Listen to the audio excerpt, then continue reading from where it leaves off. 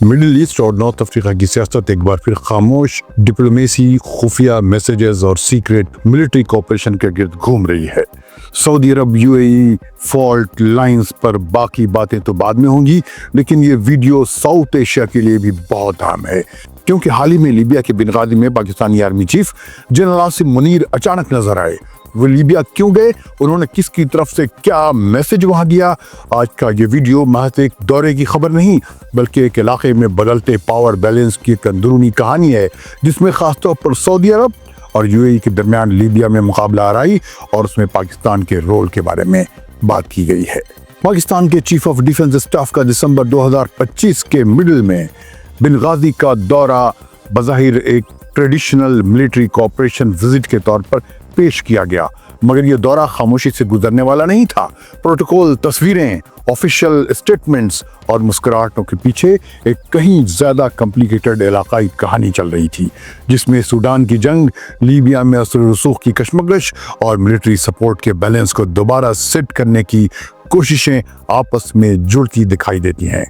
एक वेबसाइट अरबी पोस्ट से बात करने वाले एक बाखबर सोर्स के मुताबिक ये पाकिस्तानी दौरा किसी वैक्यूम में नहीं हुआ, बल्कि डायरेक्ट सऊदी इंकरेजमेंट के साथ तय किया गया। मकसद ये था कि ईस्टर्न लीबिया के ताकतवर प्लेयर सद्दाम हफ्तर तक एक भारी पैगाम पहुंचाया जाए, जो सूडान में रैपिड सपोर्ट फोर्सेस को दी जाने वाली मिलिट्री और लॉजिस्टिक सपोर्ट में कमी से मुतालिक था। इस पैगाम को एक सऊदी कोशिश के तौर पर देखा जा रहा है, जो ईस्टर्न लीबिया के रास्ते चलने वाली सरहद पार सप्लाई लाइंस पर दबाव डालने की स्ट्रेटजी का हिस्सा है। ताहम इस दौरे को मजीद एम्बिगुअस बनाने वाली बात यह है कि उसकी असल नेचर पर अलग अलग तरह के नैरेटिव सामने आए। कुछ वर्ल्ड रिपोर्ट्स ने उसे एक बड़ी आर्म्स डील करार दिया, जबकि दीगर के मुताबिक ये एक महदूद मगर खुफिया ट्रेनिंग कोऑपरेशन था, जिसका फोकस स्पेशल यूनिट्स की कैपेसिटी बिल्डिंग और पायलट्स की ट्रेनिंग पर था। इसी एस्पेक्ट में एक तीसरा एंगल भी जेर बहस आया। क्या ये सऊदी अरब की जानिब से सूडान में यूएई के एलिजेड असर को कंट्रोल करने की कोशिश थी? पहले ये समझते हैं कि पाकिस्तानी आर्मी चीफ के बिनगाजी दौरे में क्या जाहिर किया गया। ये दौरा पाकिस्तान के chief of army staff field marshal Syed Asim Munir से मंसूब किया गया। बिनगाजी में उनकी मुलाकात सद्दाम हफ्तर से हुई और उसे ऑफिशियली मिलिट्री कोऑपरेशन के फ्रेम में पेश किया गया। न्यूज़ एजेंसी रॉयटर्स ने एक रिपोर्ट में दावा किया कि इस्लामाबाद ने 4 अरब डॉलर से जायद मालियत के हथियार लीबियन नेशनल आर्मी को बेचने पर इत्तफाक किया है। हालांकि लीबिया पर यूएन की जानिब से असलहे की फरोख्त पर पाबंदी आयद है।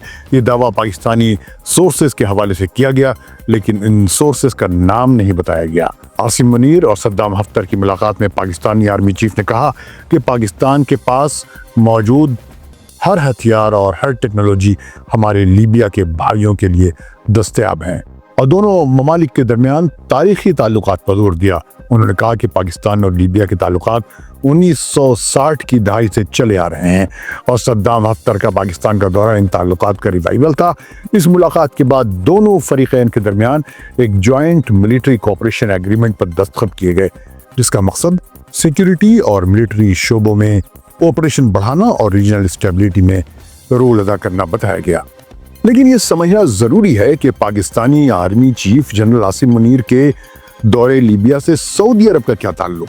वेबसाइट अरबी पोस्ट ने जो इस दौरे के बारे में काफी इन्वेस्टिगेशन के बाद जो रिपोर्ट छापी है, उसमें जनरल आसिम मुनीर के दौरे में सऊदी रोल को साफ अंदाज में पेश किया गया है। अरबी पोस्ट के मुताबिक सऊदी अरब इस दौरे के जरिए दरअसल लीबिया के हुमैदती ग्रुप के फोर्सेस को मिलने वाली सपोर्ट को ख़त्म कराना नहीं, बल्कि उसे यूएई के इस असर को रोकने की कोशिश के तौर पर देखा जा रहा है, जो सूडान की जंग में सपोर्ट नेटवर्क्स पर असरअंदाज समझा जाता है।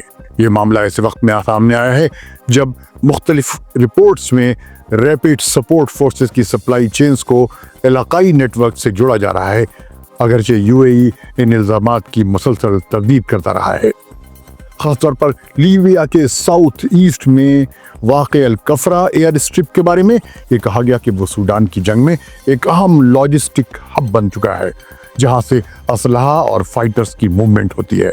ये दावे flight training data, satellite images और डिप्लोमेटिक और इंटेलिजेंस सोर्सेज की बुनियाद पर सामने आए। لیکن سوال یہ ہے کہ لیبیا میں UAE کے اثر رسوخ کے خلاف اپنا میسج دینے کے لیے سعودی عرب نے پاکستان کو ہی کیوں چنا؟ عربی پوسٹ کا ماننا ہے کہ پاکستان ایک بہت ہی سوٹیبل چینل ہے کیونکہ اس کے ذریعہ کوآپریشن کو ٹریننگ اور کیپیسٹی بلڈنگ کے فریم میں رکھا جا سکتا ہے جو ڈائریکٹ آرمز ڈیل کے مقابلے میں کم سینسٹیو اور کم کنٹروورشل ہوتا ہے، خاص طور پر ایسے ماحول میں جہاں UN کی پابندیاں موجود ہیں۔ اس کے ساتھ ساتھ یہ چینل سعودی عرب کو یہ سہولت دیتا ہے کہ وہ ایک سخت میسج ملٹری دورے کے ذریعے پہنچائے بغیر کسی کھلے میڈیشن یا پبلک ڈسپیوٹ میں پڑے۔ لیبیا کو عام طور پر ایک ناکام اسٹیٹ کے طور پر دیکھا جاتا ہے، ایک ایسا ملک جو قذافی کے بعد کبھی سنبھل نہ سکا، جہاں ایسٹ اور ویسٹ الگ الگ ہیں اور جہاں بندوق سیاست سے زیادہ طاقتور ہے۔ مگر یہ تصویر ادھوری ہے۔ حقیقت یہ ہے کہ لیبیا آج کی عرب جنگوں میں خود میدان میں نہیں بلکہ میدانوں کو جوڑنے والا پل بن چکا ہے۔ یمن، سوڈان اور افریقہ کے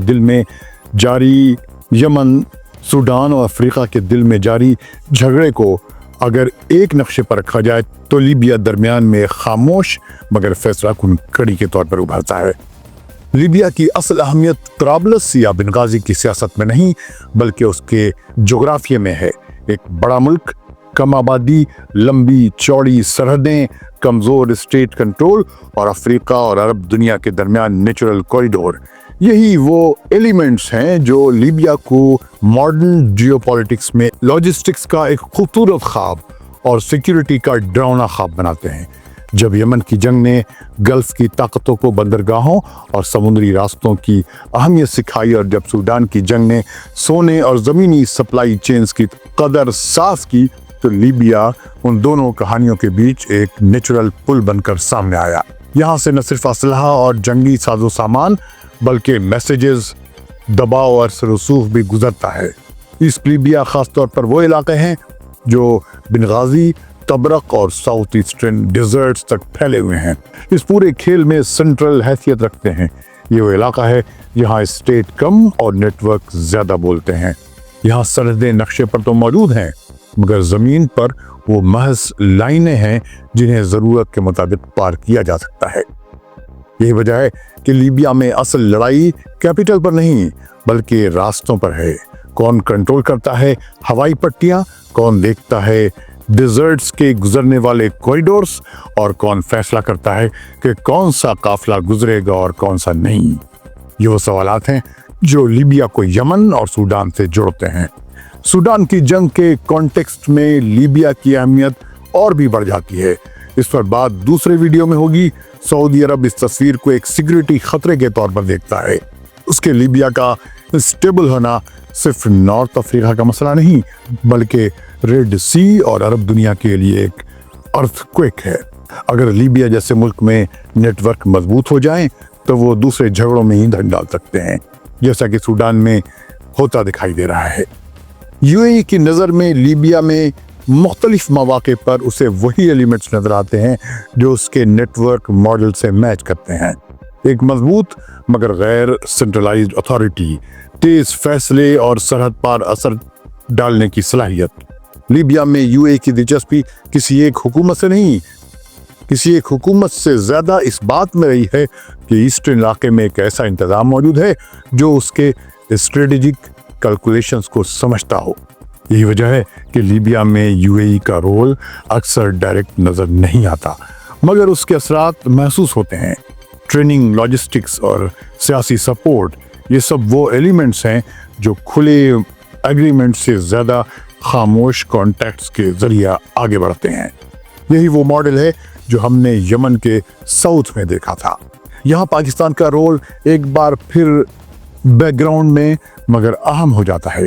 پاکستان لیبیا کا فریق نہیں بلکہ اس کی ملٹری کیپیبلٹی، ٹریننگ کے سسٹم اور مسلم دنیا میں اس کی ایکسیپٹیبلٹی اسے ایک ایسا سورس بناتی ہے جس کے ذریعہ میسیجز پہنچائے جا سکتے ہیں بغیر اس کے کہ ڈائریکٹ صف بندی ظاہر ہو۔ لیبیا جیسے ماحول میں جہاں اسلحے پر پابندیاں اور انٹرنیشنل نگرانی موجود ہے، ٹریننگ اور کیپیسٹی بلڈنگ ایک محفوظ راستہ بن جاتے ہیں۔ لیبیا کی کہانی ہمیں یہ بھی سکھاتی ہے کہ ماڈرن وارز اب صرف گلف کی محاذ پر نہیں لڑی جاتی. ہوائی پٹیوں کی control list, flight tracking, satellite images اور لاجسٹک موومنٹس، یہ سب اتنے ہی اہم ہیں جتنے میدان میں لڑنے والے دستے. جو طاقت ان ایلیمنٹس کو سمجھ لیتی ہے وہ بغیر گولی چلائے بھی اثر ڈال سکتی ہے. لیبیا میں یہی ہو رہا ہے. یہاں ہر سرگرمی ایک میسج ہے، ہر دورہ ایک اشارہ اور ہر ایگریمنٹ ایک بیلنس کا حصہ. کوئی بھی فریق کھل کر یہ نہیں کہتا کہ وہ کیا چاہتا ہے، مگر زمین پر ہونے والی تبدیلیاں سب کچھ بتا دیتی ہیں. اگلی قسط میں ہم اس ایکسس کے تیسرے کونے پر پوری توجہ دیں گے. پاکستان ایک ایسا ملک جو جنگوں میں ڈائریکٹ شامل نہیں، مگر اس کی ملٹری مہارت، ٹریننگ اور خاموش سفارتکاری اس پورے کھیل میں ایک کی رول ادا کر رہی ہے. ہم دیکھیں گے کہ پاکستان کیسے سعودی عرب اور UAE کے درمیان سائلنٹ میڈیٹر بنتا ہے اور کیوں اس کا رول کھلے نیریٹو سے زیادہ بند کمروں میں سمجھا جاتا ہے. یہ کہانی اب اپنے سب سے سینسٹیو مرحلے میں داخل ہو رہی ہے، کیونکہ جب پل بن جائیں تو سوال یہ نہیں رہتا کہ کون لڑ رہا ہے، بلکہ یہ ہوتا ہے کہ کون گزر رہا ہے اور کس کی اجازت سے.